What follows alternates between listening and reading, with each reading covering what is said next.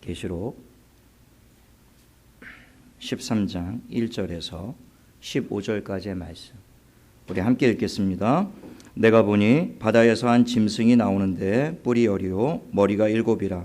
그 뿔에는 10 왕관이 있고 그 머리들에는 신성모독하는 이름들이 있더라. 내가 본 짐승은 표범과 비슷하고 그 발은 곰의 발 같고 그 입은 사자의 입 같은데 용이 자기의 능력과 보좌와 큰 권세를 그에게 주었더라. 그의 머리 하나가 상하여 죽게 된 것 같더니 그 죽게 되었던 상처가 나음에 온 땅이 놀랍게 여겨 짐승을 따르고 용이 짐승에게 권세를 주므로 용에게 경배하며 짐승에게 경배하여 이르되 누가 이 짐승과 같으냐 누가 능히 이와 더불어 싸우리요 하더라. 또 짐승이 과장되고 신성 모독을 말하는 입을 받고 또 42달 동안 일할 권세를 받으니라. 짐승이 입을 벌려 하나님을 향하여 비방하되 그의 이름과 그의 장막 곧 하늘에 사는 자들을 비방하더라. 또 권세를 받아 성도들과 싸워 이기게 되고 각 족속과 백성과 방언과 나라를 다스리는 권세를 받으니 죽임을 당한 어린 양의 생명책에 창세 이후로 이름이 기록되지 못하고 이 땅에 사는 자들은 다 그 짐승에게 경배하리라. 누구든지 귀가 있거든 들을지어다. 사로잡힐 자는 사로잡혀갈 것이요 칼에 죽을 자는 마땅히 칼에 죽을 것이니 성도들의 인내와 믿음이 여기 있느니라. 내가 보매 또 다른 짐승이 땅에서 올라오니 어린 양같이 두 뿔이 있고 용처럼 말을 하더라. 그가 먼저 나온 짐승의 모든 권세를 그 앞에서 행하고 땅과 땅에 사는 자들을 처음 짐승에게 경배하게 하니 곧 죽게 되었던 상처가 나은 자니라. 큰 이적을 행하되 심지어 사람들 앞에서 불이 하늘로부터 땅에 내려오게 하고 짐승 앞에서 받은 바 이적을 행함으로 땅에 거하는 자들을 미혹하여 땅에 거하는 자들에게 이르기를 칼에 상하였다가 살아난 짐승을 위하여 우상을 만들라 하더라. 그가 권세를 받아 그 짐승의 우상에게 생기를 주어 그 짐승의 우상으로 말하게 하고 또 짐승의 우상에게 경배하지 아니하는 자는 몇이든지 다 죽이게 하더라. 아멘. 저는 이 봉독한 말씀을 가지고 사탄과 두 짐승이라는 제목으로 하나님 말씀을 나누겠습니다. 우리 좌우 옆에 분에게 환한 미소로 한번 인사하시죠. 마라나타 주님 곧 오십니다. 아멘. 지난주 우리는 12장 말씀에서 사탄과의 영적 싸움에 대해서 살펴보았는데요. 이제 오늘 본문 13장에서는 조금 더 구체적으로 이 마귀의 세력이 어떻게 인간의 삶을, 특별히 성도들의 삶을 무너뜨리고 있는지, 어떻게 역사하고 있는지를 보여주고 있습니다. 특별히 오늘 본문 이 13장은 C.S. 루이스가 쓴 스크루테이프의 편지나 또 존 버년이 350년 전에 썼던 철로 역정이라는 책의 배경이 되기도 하는 장이에요. 그 스크루테이프의 편지에 보면 삼촌 마귀 스크루테이프가 조카 마귀 워무드에게, 마귀 초년생이에요. 그를 훈련하느라고 31가지 방법을 기록한 편지를 보내는 내용이 스크루테이프의 편지입니다. 그 내용에 보면 인간을 어떻게 하면 교묘하게 무너뜨릴 수 있는지에 대한 방법이 31가지 기록되어 있는데요. 그 중에 몇 가지만 좀 소개해 보면 시기와 질투심을 불러일으키고 또 다툼을 일으켜서 사람들 간에 치고받음으로 서로 무너지게 하고 멸망하는 그런 방법을 조카에게 알려줘요. 또 인간의 그 교만함을 막 부추기는 방법을 알려줍니다. 물질로, 권세로, 권력으로. 그런 것들로 사람을 교만하게 만들어 결국 하나님으로부터 직접 징계를 받도록 하는 방법도 알려주고요. 또 육체의 정욕, 마음에 있는 탐욕과 탐심을 막 자극하여 결국에는 죄에 떨어지게 하고 결국에 인간을 무너지게 하는 그런 방법들을 알려줍니다. 마귀는 기도가 얼마나 강력한 능력이라는 것을 누구보다 잘 알고 있어요. 그래서 성도들로 하여금 기도하지 못하도록 회방하는 방법들도 자세하게 알려줍니다. 사람들로 하여금 분주하게 해요. 세상 오락과 취미와 세상 일들에 분주하고 바쁘게 만듭니다. 그래서 대부분의 사람들로 하여금 바빠서 기도할 시간이 없어요 라고 말하도록 이끈다라는 것이죠. 기도하지 않으면 결국 그리스도인들이 다 무너진다라는 것을 잘 아는 이 삼촌 마귀가 조카에게 그런 것들을 조언해주고 있는 거예요. 영적인 침체에 빠지게 하는 방법도 잘 알려줍니다. 예배를 멀리하게 하고, 말씀을 멀리하게 하고, 성도의 교제를 멀리하게 하고, 점점 은혜의 자리에서 멀어지게 함으로 말미암아 영적으로 침체되게 만들어서 결국에는 하나님을 떠나게 하고 멸망하게 만드는 그런 다양한 방법들 31가지를 조카에게 가르쳐주는 내용이에요. 그 철로 역정의 내용은 그것입니다. 주인공의 이름이 크리스찬이에요. 그리스도인입니다. 그는 파멸의 도시에 살고 있었는데 어느 날 복음을 듣습니다. 그리고 성경을 읽다가 하나님의 천국이 있다는 것을 발견하게 돼요. 그리고 그 천국을 향해서 나아갑니다. 가족들에게 이 복음을 소개하지만 가족들은 그의 말을 듣지 않아요. 결국에 크리스찬 혼자 그 길을 떠나게 됩니다. 근데 그 길이 너무 멀고 험해서 얼마나 많은 마귀와 악한 영들이 그를 유혹하고 박해하는지요. 때로는 이렇게 넘어지고 저렇게 쓰러지고 막 곁길로 갔다가 또 방황하다가, 그런데 그때마다 마음속에 자기가 읽었던 성경 말씀 구절구절들이 떠올라요. 그리고 성령이 그를 도우셔서 결국에는 피투성이가 되지만 그 모든 유혹과 시험과 시련과 박해를 견디고 결국에는 최후의 하나님의 나라 천국에 입성하게 되는 것으로 철로 역정이 끝나게 돼요. 근데 그 내용의 공통점이 무엇입니까? 성도들이 천국을 향하여 가는 그 여정 가운데 마귀가 끊임없이 그 성도들을 무너뜨리기 위해서 가진 방법으로 유혹하고 때로는 박해하고 시험하고 무너뜨리기 위해서 혈안이 되어 있다는 것이죠.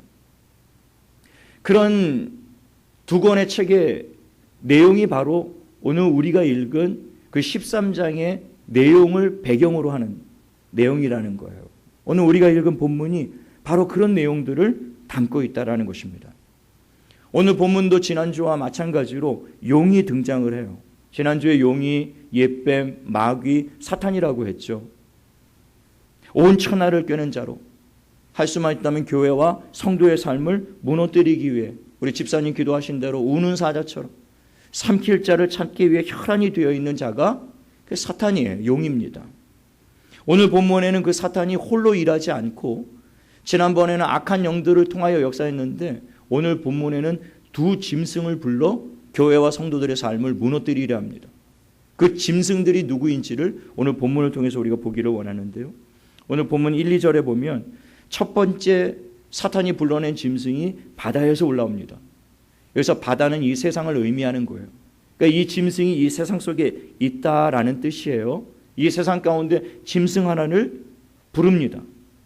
그 짐승의 모습을 보니까 머리가 7이고 뿔이 10인데 그 머리에 면류관을 썼습니다. 그리고 그 위에는 신성을 모독하는 이름들이 있더라라고 되어 있습니다. 7머리 10뿔, 뿔은 권세를 의미하는데 이것은 예수 그리스도의 모습을 흡사 흉내내고 있는 것임을 우리가 알 수가 있어요. 그리고 그 면류관에는 신성을 모독하는 이름이 있다라는 겁니다. 내가 하나님이라는 것이죠. 이게 신성 모독이거든요. 하나님이 아닌 자신을 하나님처럼 숭배하게 만드는 것, 그게 신성 모독이에요. 하나님을 대적하는 자다라고 하는 것이죠. 2절에 보면 이 짐승의 모습이 표범 같고 곰 같고 사자의 모습을 하고 있다라고 되어 있죠. 이것은 이 짐승이 그만큼 흉악하고 강포하고 잔인할 것임을 보여주고 있는 거예요. 그런데 이 용이, 사탄이 이 짐승에게 능력과 보좌와 큰 권세를 줍니다. 그러니까 요약하면 사탄이 교회와 성도의 삶을 무너뜨리기 위해 바다에서, 이 세상에서 한 짐승을 불러냈다라는 거예요. 그러니까 이 짐승이 과연 누구냐? 역사 속에서 많은 의견들이 분분했습니다. 그런데 이 짐승이 누구인지 다니엘서 7장에 보면 그 힌트가 나와 있어요.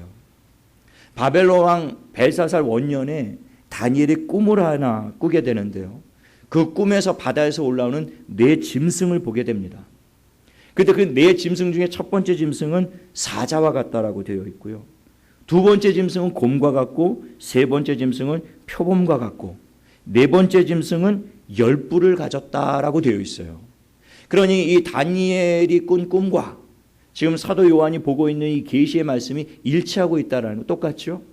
그 짐승의 모습이 똑같은 거예요. 다만 다니엘이 꾼 꿈에서는 짐승이 각각 네 짐승으로 등장을 하지만 사도 요한이 본 계시에서는 그 짐승들의 모습이 한 짐승 안에 다 포함이 되어 있다는 것을 우리가 알 수가 있어요.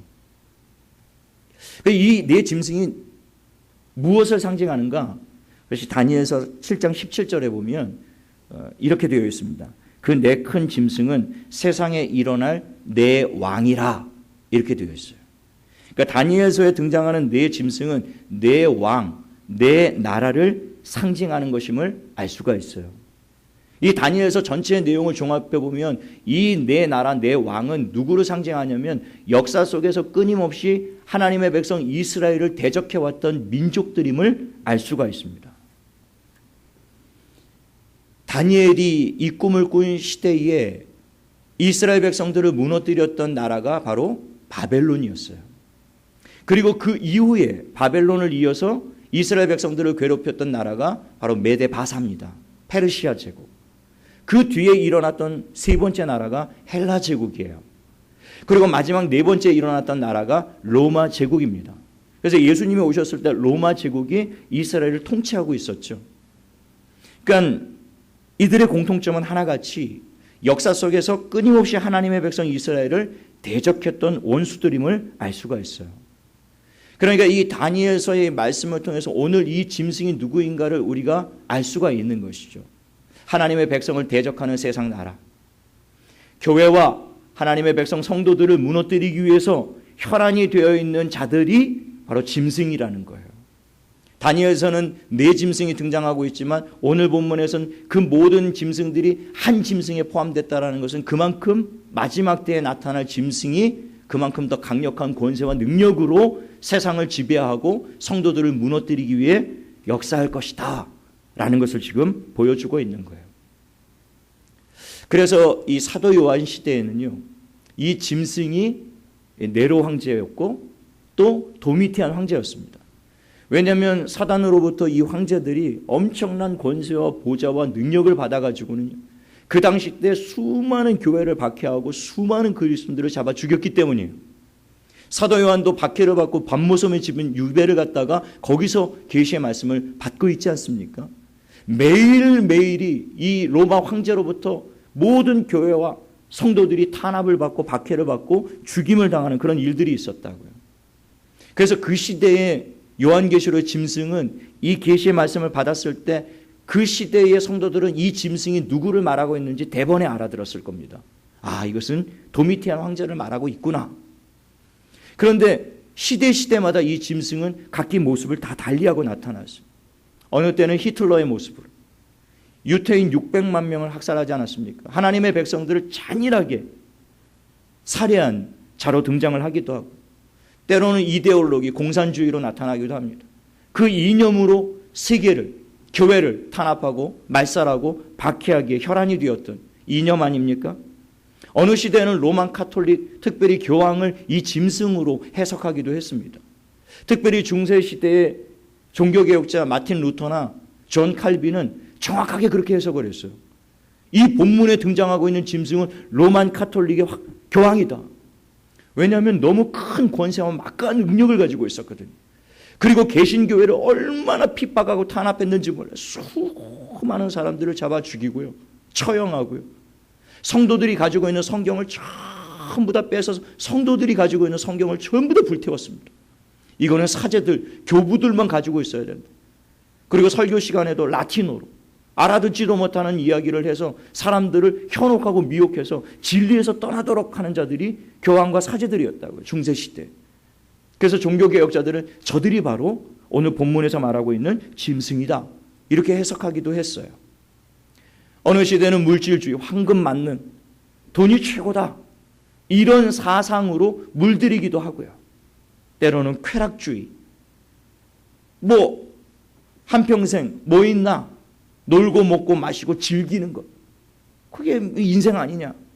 사람들로 하여금 끊임없이 쾌락에 떨어지게 만드는 것. 요즘 같은 세상은 포스트 모더니즘과 같은 종교 다원주의인데요, 모든 종교에 다 구원이 있다라는 거예요. 왜 기독교에만 구원이 있다라고 얘기를 하느냐, 왜 예수만 진리라고 얘기를 하느냐, 너희가 믿는 신앙이 진리라고 한다면 우리도 우리가 믿는 종교가 진리야. 너희가 너희 안에 구원이 있다라고 주장한다면 우리도 우리 안에 구원이 있다. 나도 너를 인정할 테니 너도 우리를 인정하라. 그래서 점점 절대 진리가 사라지는 시대로 만들어가고 있는 것이죠. 지금 그런 시대로 우리가 살고 있지 않습니까? 그러니까 결국 이 짐승, 첫 번째 바다에서 올라온 짐승은 한 나라가 될 수도 있고 한 인물이 될 수도 있고 사상이나 이념이나 종교나 철학과 같은 것들이 될 수도 있어요. 모양과 형태를 다 달리해서 나타나지만 그 목적은 한 가지입니다. 신성을 모독하는 일이에요. 하나님이 아닌 것을 경배하게 하고 하나님이 아닌 것을 추종하게 하고 따라가게 하는 것. 끊임없이 하나님을 대적하면서 하나님의 백성과 교회로 하여금 이 신앙과 믿음을 지키지 못하도록 끊임없이 유혹하고 박해하면서 무너뜨리려는 모든 세력을 가리켜 오늘 본문에서는 짐승 이렇게 말씀을 하고 있는 것입니다. 오늘 3절에 보면 죽은 것 같이 보였던 짐승이 다시 살아나서 사람들을 깜짝 놀라게 합니다. 이는 예수 그리스도의 부활을 흉내내고 있는 거예요. 이것을 통해서 사람들을 미혹하기 위함입니다. 그리고 사탄이 짐승에게 큰 권세를 줘서 사람들이 이 짐승과 사탄을 경배하도록 만들었다라는 거예요. 5절에 보면 이 짐승이 자기를 자랑하며 하나님을 모독하는 말을 42달 동안 쏟아냅니다. 그래서 42달이라는 것은 예수님이 재림하시기 직전 마지막 때를 의미하는 거예요. 그러니까 마지막 때로 갈수록 이 사탄은 지난 2000년 동안 혹은 구약의 모든 역사 속에서 끊임없이 하나님의 백성들을 실족시키기 위하여 무너뜨리기 위하여 역사했던 사단이었지만 그가 마지막 때로 갈수록 더 많은 짐승들을 불러일으키고 더 많은 대적들을 불러일으켜서 하나님을 대적하게 하고 교회와 성도들의 삶을 무너뜨리기 위해서 더 강하게 역사할 것임을 보여주고 있는 말씀이에요. 오늘 6절에 보면 짐승이 입을 벌려 하나님을 향해 비방합니다. 하늘에 사는 성도들을 비웃을 뿐만이 아니라 7절에 보니까 이 땅에 사는 성도들과 싸워 이기게 되더라 이렇게 되어 있어요. 이들이 얼마나 막강한 권세와 사탄으로부터 강력한 능력을 받았는지요. 강력하게 교회를 무너뜨리고 성도의 삶을 무너뜨리는 것이죠. 그것은 과거에만 있었던 것이 아닙니다. 가까운 중국에서 최근에 일어났던 일들을 보면요. 짐승이 누구인지를 알게 돼요. 우한 지역에서 교회를 폭파시키고요. 십자가를 불태우고요. 수많은 그리스도인들을 잡아 옥에 가두고요. 매를 치고요. 형벌을 가하고 심지어는 죽이기까지. 타협하는 교회는 무너뜨리지 않고 해체시키지 않으면서 그 앞에 국기와 그 옆에 시진핑의 얼굴을 붙여놓고 예배하기에 앞서서 국가에 대한 충성과 시진핑에 대한 충성을 서약하고 난 이후에 예배를 시작하라. 그러면 내가 너희 교회는 무너뜨리지 않고 너희 교회는 예배하도록 허락하겠다. 그것에 타협한 교회는 유지할 수가 있었어요. 그런 교회들은 남아 있습니다. 이 짐승이 여러 가지 모양으로 나타나서 그 권세와 능력을 가지고 안 하면 교회를 폭파시켜버리고요. 십자가를 불태워버리고 예수 믿는 사람들 잡아 죽이는 그 박해 속에 있으니 성도들이 견디지를 못하는 거예요. 그래서 막 무너지는 겁니다. 신앙들이. 그래서 오늘 본문에 이 짐승이 성도들과 싸워서 이기더라 이렇게 기록을 하고 있는 것이죠. 이게 이런 세력들과 싸워서 우리의 신앙을 끝까지 지켜낸다라는 것 굉장히 어렵다라는 것을 보여주고 있는 겁니다. 그래서 우리가 11장의 말씀에 두 증인이 결국엔 복음을 전하다가 죽임을 당하지 않습니까? 그리고 그 시체는 장사도 지내지 못하게 길바닥에 던져놓고는 그 시체를 보면서 깔깔거리면서 조롱하는 그런 일들이 있었다라고 기록하고 있잖아요. 지난주에 12장에 우리 형제들이 사탄과 죽기까지 생명을 아끼지 않고 싸웠다라는 말씀을 보았어요. 결국엔 자기의 신앙을 지키기 위해 목숨을 바쳐야 되는 그런 일들이 일어나 왔고 앞으로 일어날 것이고 마지막 때로 갈수록은 더욱더 그런 짐승의 역사가 많아지게 될 것임을 오늘 이 말씀을 통해서 우리에게 경고해주고 있다라고 하는 겁니다. 7절 하반절에 이 짐승이 성도들과 싸워 이기게 되고 각 족속과 백성과 방언과 나라를 다스리더라. 누가 이 짐승을 대적하리오? 누가 이 짐승과 싸워서 이길 수 있으리요? 모든 나라와 백성들이 탄식하며 그냥 그 권세와 능력 앞에 전부 굴복을 하게 되더라는 거예요. 전부 다 엎드려 경배하고 전부 다 엎드려 그 우상을 숭배하는 일이 있게 되더라라고 하는 것입니다. 8절에 보면 이 땅에 사는 자들이 다 그 짐승에게 경배를 하게 되는데 이 짐승에게 경배하는 자들이 누구인가? 8절 상반절을 한번 보십시오. 누가 이 짐승에게 경배를 하는지요? 죽임을 당한 어린 양의 생명책에 창세 이후로 이름이 기록되지 못한 자들은 전부 이 짐승에게 경배를 하고 사탄에게 경배를 하더라 라고 기록되어 있습니다. 다시 말하면 구원받지 못한 자들은 전부 이 탄압과 박해를 견디지 못하고 결국에는 짐승과 사탄에게 경배를 하게 될 것이라는 뜻이에요. 이런 사람들은 사탄이 달콤하게 유혹하며 유혹하는 대로 무너지고 사탄이 박해를 가하면 그 박해가 두려워서 사탄과 짐승을 섬기며 그들을 따라가게 되더라라고 하는 겁니다. 대부분의 사람들이 이 길을 가고 있어요. 때로는 세상의 달콤한 유혹에 빠져서, 때로는 무서운 박해가 두려워서 사탄과 짐승을 따르게 되고 숭배하게 되더라라고 하는 것이죠. 역으로 이 말씀을 역으로 해석해 보면 그럼에도 불구하고 사탄과 이 짐승에게 굴복하지 않고 신앙을 버리지 않고 끝까지 경배하지 않는 자들도 있다라는 것이죠. 그 무리들이 누구이겠습니까? 어린 양의 생명책에 기록된 자들이에요. 기록되지 않은 자들은 다 그 위협과 협박과 박해 속에서 결국엔 전부 사탄 앞에 무릎을 꿇고 세상 권력 앞에 무릎을 꿇게 될 것이지만 어린 양의 생명책에 기록된 그들은 끝까지 경배하지 않을 것이다 라고 하는 겁니다. 12장 11절에 또 우리 형제들이 어린 양의 피와 자기들이 증언하는 말씀으로서 그를 이겼으니 그들은 죽기까지 자기들의 생명을 아끼지 아니하였도다. 신앙을 지키기 위해서 목숨을 빼앗기는 일은 겉으로 보기에는 마귀가 이긴 것처럼 보여요. 그래서 오늘 본문에 성도들과 싸워서 마귀가 이겼다라는 것은 결국에 성도들의 생명을 빼앗았다 그 얘기거든요. 겉으로 보기에는 그들이 승리한 것처럼 보여. 그런데 12장 11절의 말씀은 그게 아니라는 거예요. 목숨을 빼앗기면서까지 자기의 신앙을 끝까지 지킨 그들이 승리했다라고. 승리의 개념이 완전히 달라요.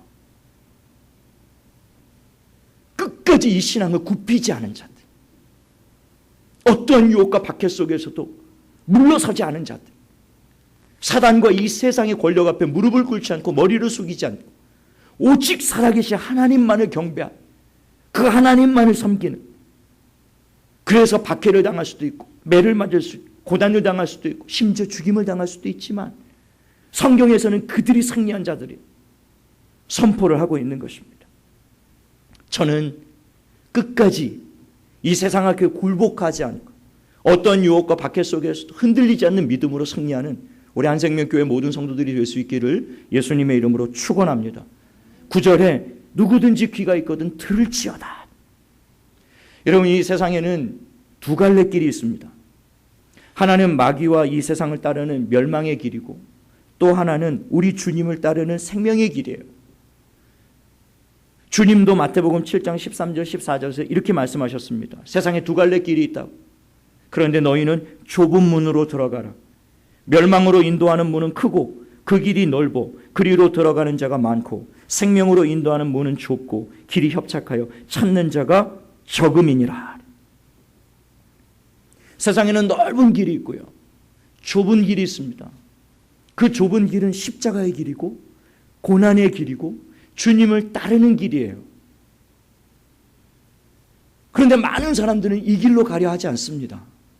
그 길이 좁고 협착하고 어렵기 때문이에요. 그래서 대부분의 사람들은 넓은 길로 갑니다. 많은 사람들이 가는 길로 가려 해요. 마귀가 그렇게 인도하기 때문에 그렇습니다. 여러분들이 혹시 세상을 살면서 신앙생활을 하면서 혹시 마음속에 이런 생각이 들지 않으십니까? 남들도 다 그러고 사는데 뭐, 남들도 다 그러고 사는데 나라고 별 수 있나? 만약에 여러분 생각 속에 이런 생각들이 많이 일어나고 있다면 여러분은 지금 넓은 길 가고 있는 거예요. 남들 다 이 길 가는데 뭐 나라고 배울 수 있겠어? 대세를 따라가야지.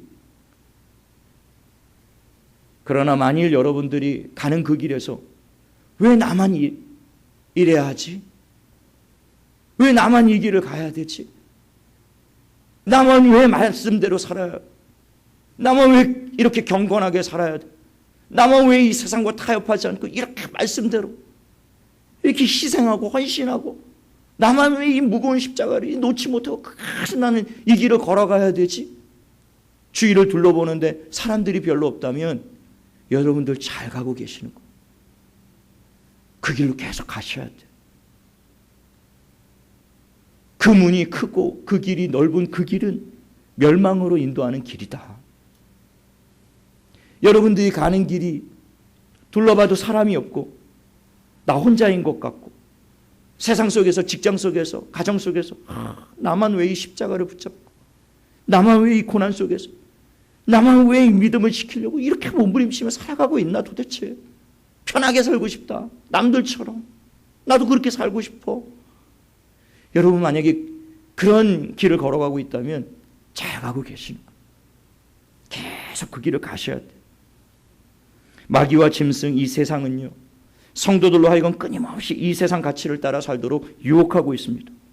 어떻게 해서든지 하나님을 따르지 못하게 합니다. 때로는 세상의 달콤한 것들로 우리를 유혹하여 믿음에서 떨어져 나가게 합니다. 때로는 무서운 박해와 고난을 통해 우리의 믿음을 포기하도록 우리를 위협해요. 십자가와 고난의 길을 포기하게 만듭니다. 그러나 주님은 오늘 본문 10절 말씀을 보십시오. 사로잡힐 자는 사로잡혀갈 것이요 칼에 죽임을 당하는 자는 마땅히 칼에 죽을 것이니 성도들의 인내와 믿음이 여기 있느니라. 너희가 세상에서는 그 환난을 당하고 박해를 당하고 고난을 당할 수 있다. 믿음을 지키는 일, 주님을 따르는 길, 좁은 길을 가는 그 길, 그리기 결코 쉬운 길이 아님을 주께서 말씀하고 계시는 거예요. 오늘 이 13장에서 핵심 요절이 바로 이 10절 말씀이에요. 성도들은 이 땅에서 사탄에게 여러 가지 유혹을 받고 고난을 당하고 박해를 받고 심지어 순교를 당하기까지 합니다. 그러나 주님은 우리에게 끝까지 인내하며 믿음을 지켜야 된다라고 말씀하고 계시는 거예요. 인내와 믿음으로 견디라는 것입니다. 이것이 세상 유혹과 박해를 이기는 승리의 길이라고 말씀하고 계시는 것입니다.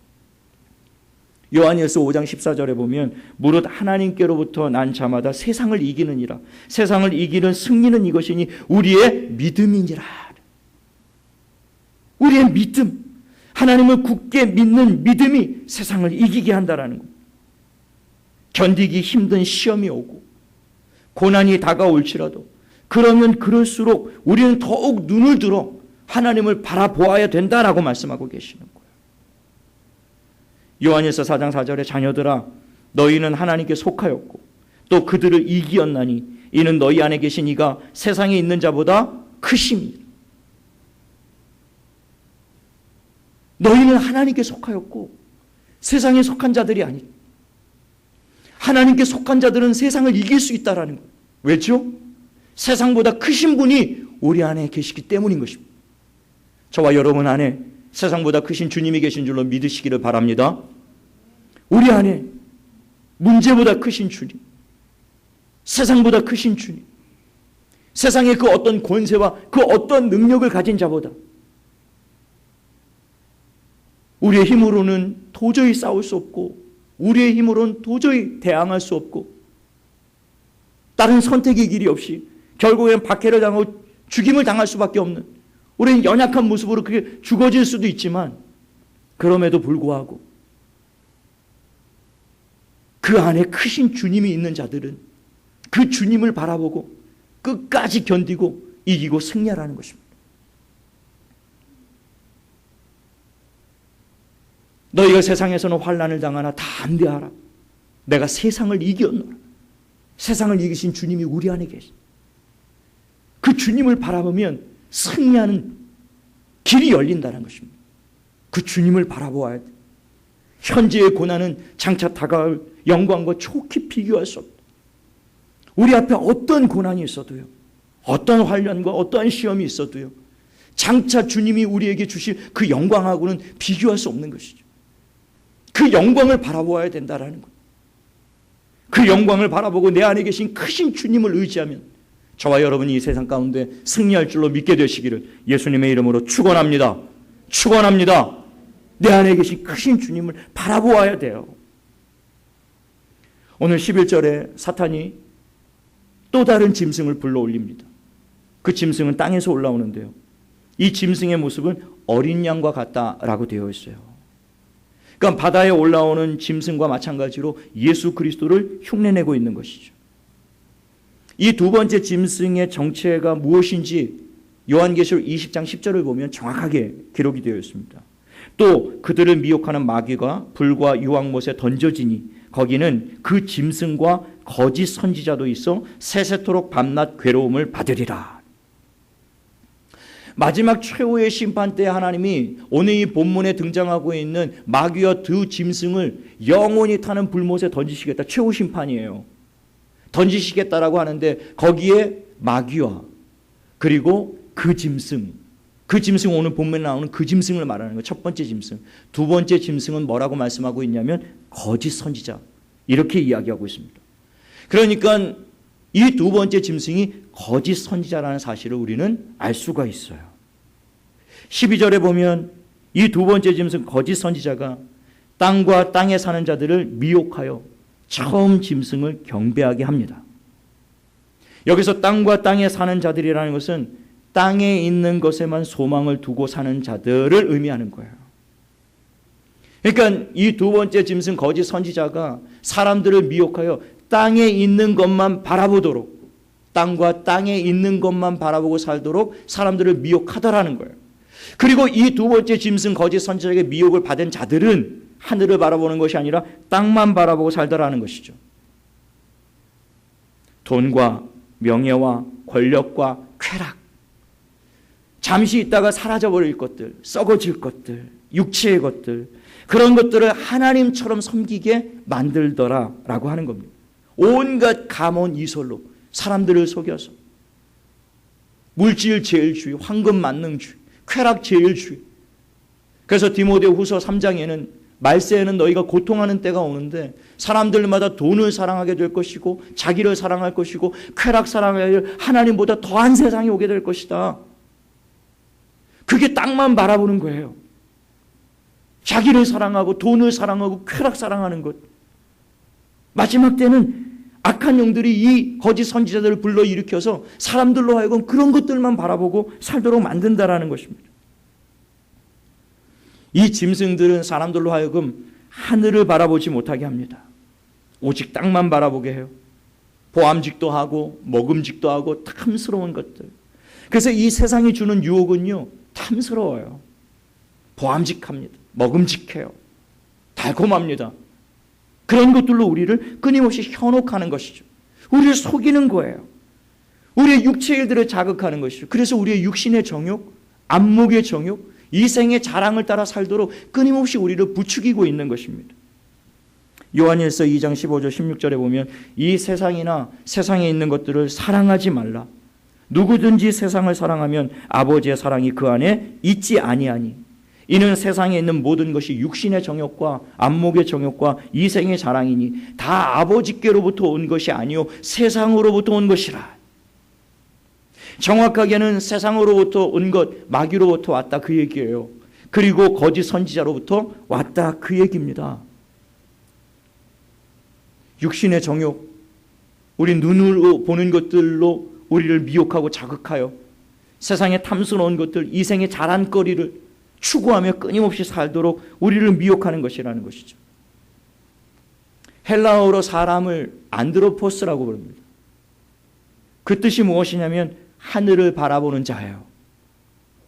사람의 진정한 의미는 하늘을 바라볼 때 그가 사람으로서의 가치가 있는 겁니다.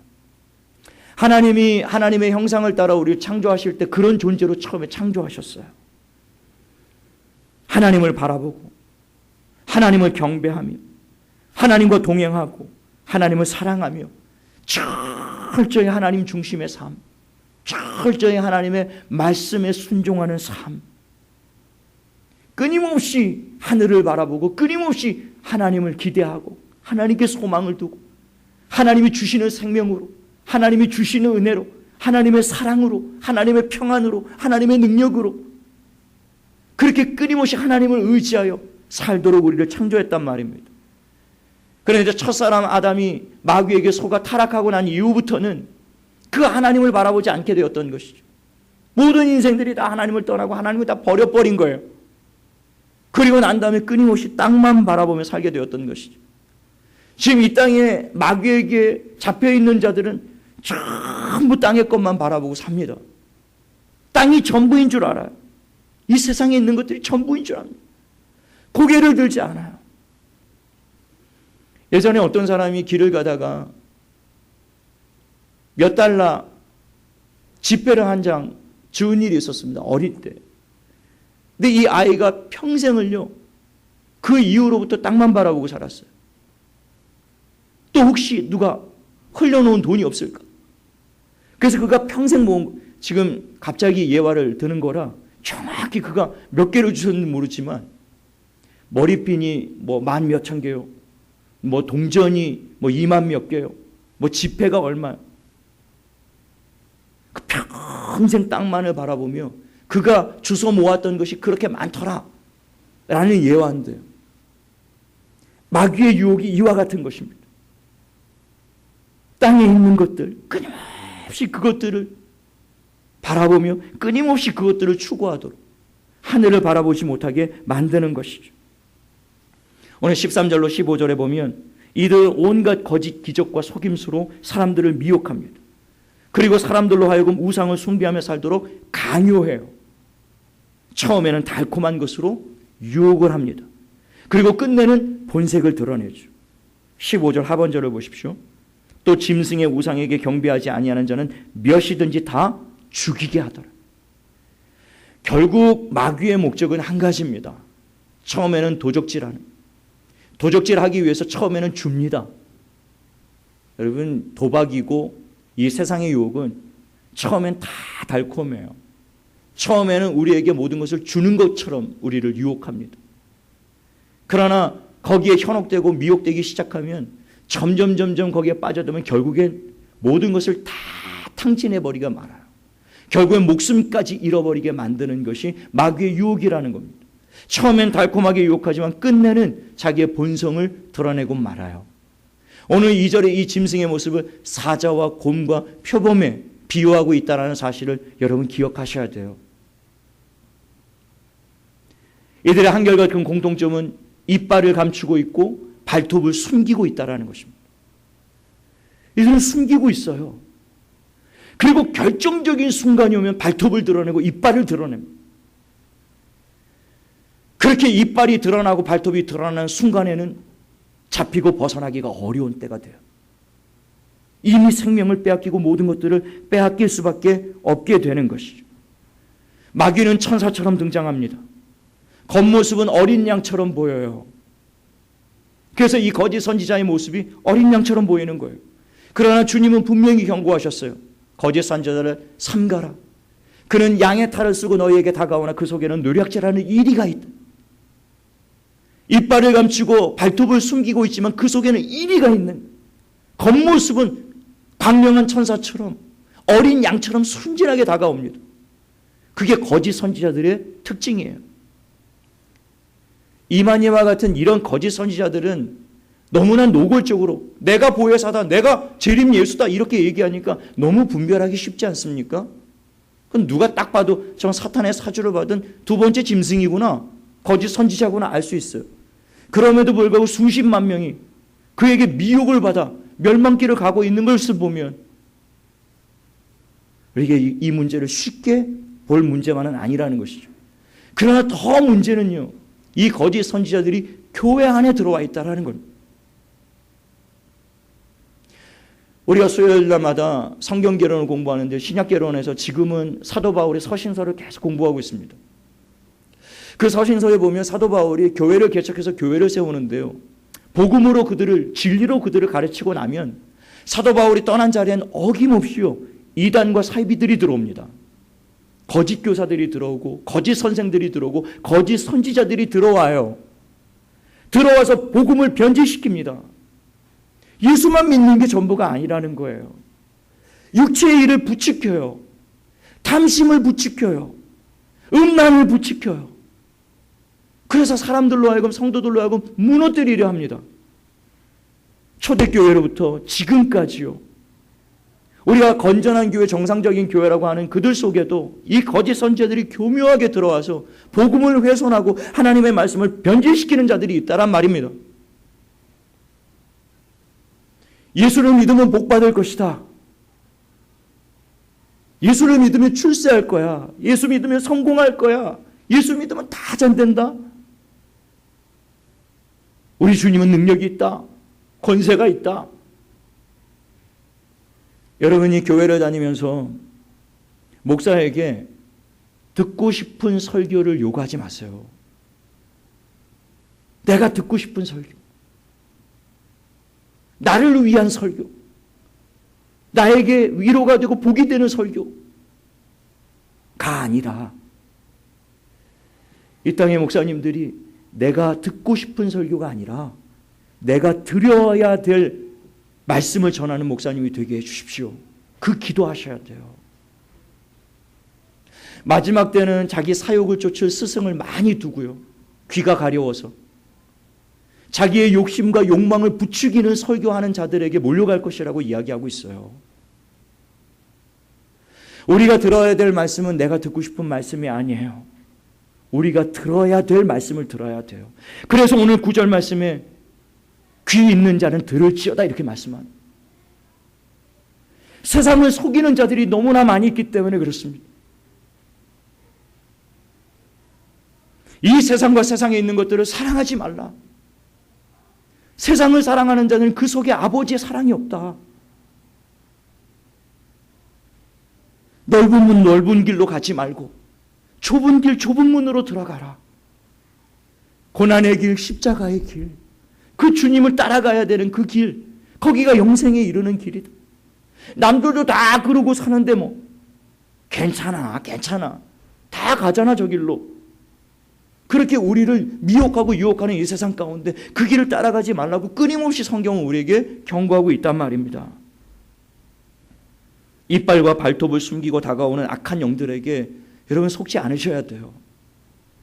여러분들이 분별력이 있으시길 바랍니다. 여러분이 예수를 믿으면서 여러분 속에 혹시 목사님 천국 어차피 가는 것 아닙니까? 천국 어차피 때가 되면 다 갈 건데 이왕 이 땅에 사는 김에 건강하면 좋지 않습니까? 잘 먹고 잘 살면 좋은 거 아닌가요? 성공하면 좋은 거고 출세하면 좋은 거죠 뭐. 어차피 가는 천국인데 뭘 그렇게. 여러분 만약에 여러분 안에 이런 생각들이 날마다 일어나고 있다면 여러분 둘 중에 하나입니다. 여러분 마귀에게 이미 넘어간 자들이에요. 세상을 숭배하며 살아가는 자들입니다. 아니면 전혀 구원과 먼 자들이에요. 그런 분들은 성경을 처음부터 다시 읽어보십시오. 성경의 주의 백성들이, 하나님의 성도들이 어떤 삶을 살았는지, 그들이 그 구원을 어차피 갈 건데 뭐 때가 되면 들어가는 게 천국 아니야?